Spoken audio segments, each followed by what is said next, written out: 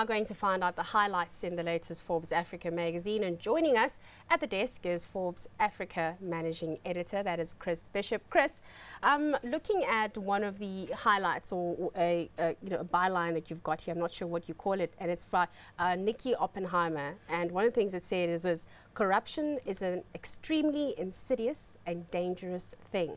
So tell us about the story. Well, one thing I was very happy about, he rarely gives interviews, as you know. He's a very private person, but he opened up to us. And corruption and the role of government in business were two of the things he was very strong about. He was saying until this continent can get corruption sorted out, until people start and businesses start to enforce the moral code, he believes that there's no way out of it. He says he doesn't think legislation is going to help. He said that just penalizes honest people. To me, that's known as a headline. We see headline, it on, not a byline. Yeah. A byline is the name of the author. Yeah. That's the headline. That's and the he headline. thinks it's one of the greatest threats that we're facing on the continent. But as for government, it was quite interesting too. I mean, he believes that government should merely create the platform, lay down the rules, and then get out of business. And I said to him that, what is it, as Museveni once said, it's easier for a camel to pass through the eye of a needle than a government to get out of business in Africa. And he said, no.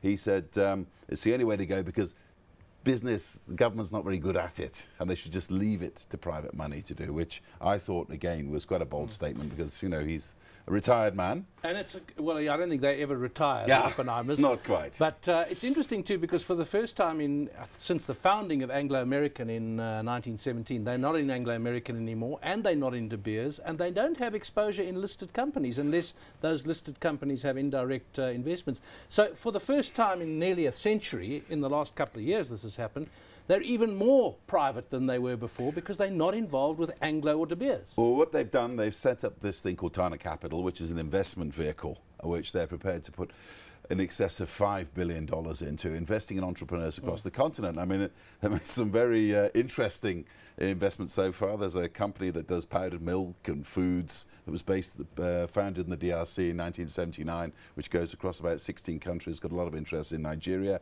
Also, they've invested in the biggest pasta manufacturer in Egypt. And there's more in the pipeline, I understand. But it's quite interesting because in some ways, I say, they're out of the corporate world, but in other ways they're going in with this, and it's a good thing because in some ways it's confidence. You've got one of the richest people on the continent actually putting money up to create jobs and to give people a chance to move forward, and that's why it was good for us because it's what Forbes Africa is all about. Yeah. Chris, what else can we read about in the latest? Well, some of the highlights I liked. I mean, it's not, a lot of the stuff is serious business, but we also try to get a slice of life and a bit of African history. One thing gives me a little tingle down the back of the neck sometimes, that one day somebody 100 years from now will pull out Forbes Africa and start reading about the history of the continent, stories that should be told that haven't been. And one of the ones I liked was the one about Sir Stanley Matthews, the famous English footballer. You've heard of Sir Stanley Matthews? All right, he was the yes, of course, no, educator. he was the Wayne Rooney of his day. Okay. So essentially, she doesn't know who he is. Okay, all right, then fine. Forget that David sounds Beckham. familiar. Okay, there we go. There's the man there. All right, This is a great story. Now, right? he wasn't just an English footballer. He came and coached in South Africa. He coached in South Africa, and he broke the old apartheid laws. He went to coach in Soweto. You see the gentleman there is the guy called Paradise Moketsi, who's still around. He's a coach.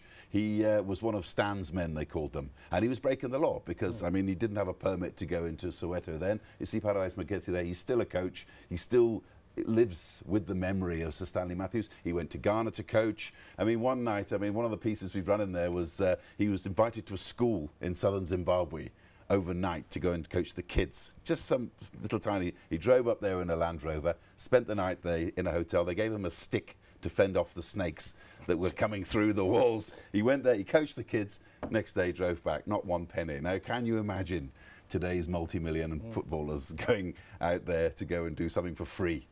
And when he was playing, there was a maximum wage. Exactly. Like £50 a week. Nothing. Now they earn 500,000. This man played Premier League football, if you like, till he was 50. And he even took his team from Soweto to Brazil. And bearing in mind, if you were black South African in those days, it was very difficult to leave the country. And these guys went to play football in Brazil. They played with Zico. They played with some of the greatest Brazilian players. I mean, a dream come true. And he did it because of his name. He knew the authorities weren't going to clamp down because of his name, because it was too much trouble for them. And just to prove that football can conquer all. One more story as a highlight. One more story. I'm interested about welcoming Africa's golden girl. Gold, yes. Yeah, Well, that's quite a coup for us. This is Kirsty Coventry, Zimbabwe's golden girl, Olympic gold medalist. She's going for the next Olympics. She just contacted me one day and said she'd like to write for the magazine, just for the hell of it. And it's a great column. And what I'm looking forward from her, what she's going to do, she's writing a special column for me saying, if you're It's not for you, it's for the me, magazine. it's me.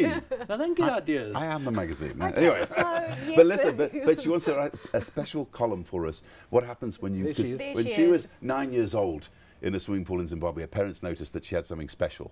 So then they started this process of making into an Olympic athlete. And she's going to write what you do in the 21st century. If you've got a 9-year-old child you think's going to make it as an Olympic athlete, how you go about it. And I think that's going to be compelling reading for everybody who has children on this continent. So I think it's a fantastic. She's based in the United States now, but she's a big name. And again, the sort of name that we would like in Forbes Africa. Well, that is the latest Forbes Africa Magazine highlights there. Stanley Matthews among them, Nikki Oppenheimer and Kirsty Coventry. Chris Bishop is the managing editor of Forbes Africa Magazine.